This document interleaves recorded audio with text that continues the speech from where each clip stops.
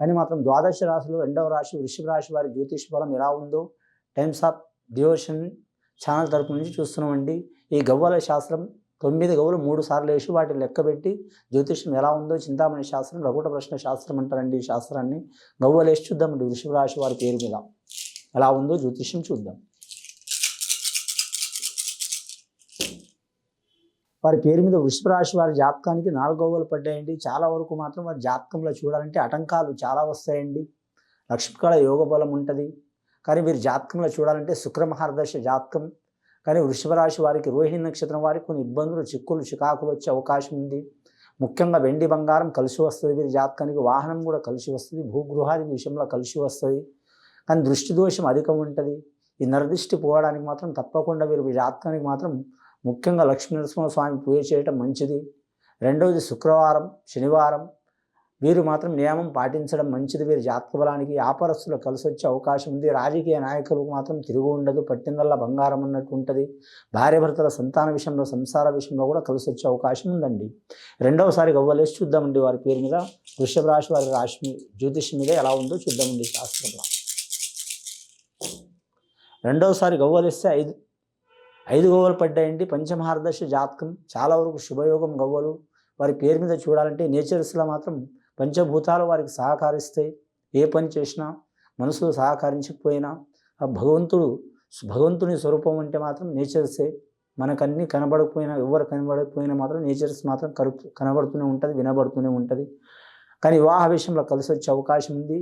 విద్యార్థులకు మాత్రం తిరుగు ఉండదు. వ్యాపారస్తులు కొన్ని ఆటంకాలు వచ్చినా కానీ రాణించే అవకాశం ఉంటుంది. ముఖ్యంగా వీరి జాతకంలో చూడాలంటే మాత్రం అన్నదమ్ముల సహకారం ఉండదు. వ్యవసాయం చేసేవారు కలిసి వచ్చే అవకాశం ఉంటుంది. అగ్రికల్చర్ చదివేవారికి కలిసి వస్తుంది. అలాగే వీరి జ్యోతిష్యంలో బోధన రంగం వారికి కలిసి వచ్చే అవకాశం ఉంటుంది. డాక్టర్ రంగం వారికి కలిసి వచ్చే అవకాశం ఉంటుంది.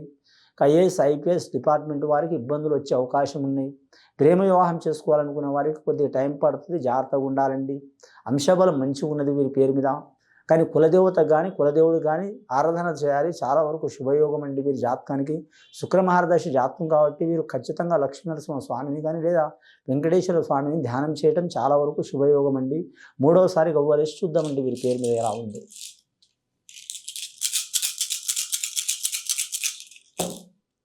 మూడవసారి గవ్వలేస్తే 6 గవ్వలు పడ్డాయండి. వీరికి లక్కీ సంఖ్య వృషభ రాశి వారికి ఖచ్చితంగా 6వ సంఖ్య అండి. శుభయోగం ఉంటుంది వీరి జాతక బలానికి. వివాహం కాని వారికి వివాహం అయ్యే అవకాశం ఉంది. ప్రేమ వివాహం చేసుకోవాలనుకునే వారు కూడా కలిసి వస్తుంది. కళాకారులకు మాత్రం తిరుగు ఉండదు. పట్టిందల్లా బంగారం ఉంటుంది. రాజకీయ నాయకులకు మాత్రం తిరుగు ఉండదు. కానీ మాత్రం చాలా వరకు ఆటంకాలు వస్తాయి. వచ్చినా కానీ మాత్రం వాటిని ఎదుర్కొనే సత్తా ఉంటుంది వారి పేరు మీద. కానీ ముఖ్యంగా వెండి బంగారం అచ్చుబాటు ఉండదు వారి జాతక బలానికి. కానీ మాత్రం అచ్చుబాటు ఉండకపోయినా కలిసి వచ్చే యోగం ఉంది. వ్యాపారస్తుల విషయంలో చాలా వరకు శుభయోగం ఉంది. విదేశానం చేయాలనుకునేవారు వేరే దేశం వేరే రాష్ట్రం వేరే ప్రాంతం వెళ్ళాలనుకునే వరకు చాలా వరకు కలిసి వచ్చే అవకాశం ఉండదండి. మొత్తం గవ్వలు వీరికి ఫస్ట్ 4 గవ్వలు పడ్డాయండి. తర్వాత 5 గవ్వలు 9 గవ్వలు లాస్ట్కు 6 గవ్వలు పడ్డాయండి.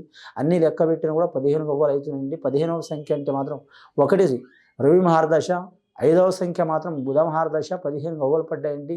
అన్ని లెక్క కడితే 6 వస్తున్నాయండి. లాస్ట్ కూడా 6 గవ్వలు పడ్డాయి. చాలా వరకు శుభయోగం ఉంది. అనుకున్న పని సాధించే అవకాశం ఉంది. ముఖ్యంగా స్త్రీలకు కూడా కలిసి వస్తుంది. పురుషులకు కూడా కలిసి వస్తుంది. విద్యార్థులకు కూడా కలిసి వస్తుంది.